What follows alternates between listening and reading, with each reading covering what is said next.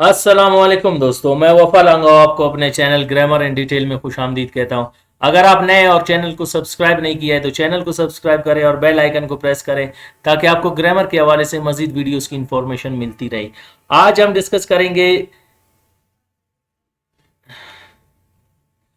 The emphatic relative pronounce, definite pronoun का छठा kind. देखिए एम्फेटिक रिलेटिव प्रोनाउंस क्या है, डेफिनेशन की तरफ बढ़ते हैं।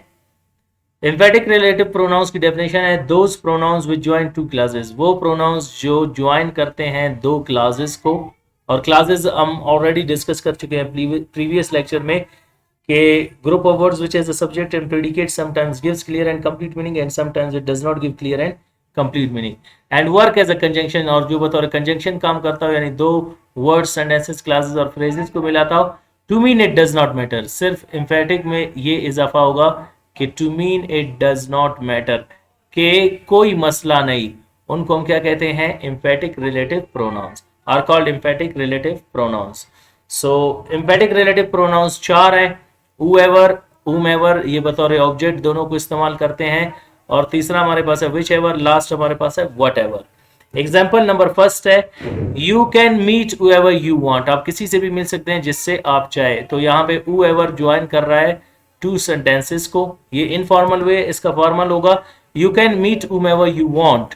तो यू कैन मीट को मिला रहा है यू वांट के साथ whomever। थर्ड एग्जांपल है हमारे पास they can select whichever they prefer, वो कुछ भी चुन सकते हैं जो वो चाहें।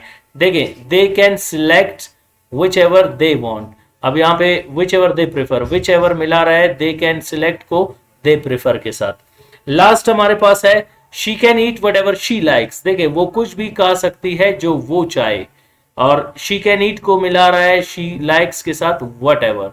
सो ये हो गए एम्फेटिक रिलेटिव प्रोनाउंस जो दो सेंटेंसेस को, दो क्लासेस को मिला रहा है कि कोई मसला नहीं, जो आप करना चाहें, जिसके साथ आप करना चाहें, जहां आप या जो आप करना चाहें आप कर सकते हैं, कोई मसला नहीं।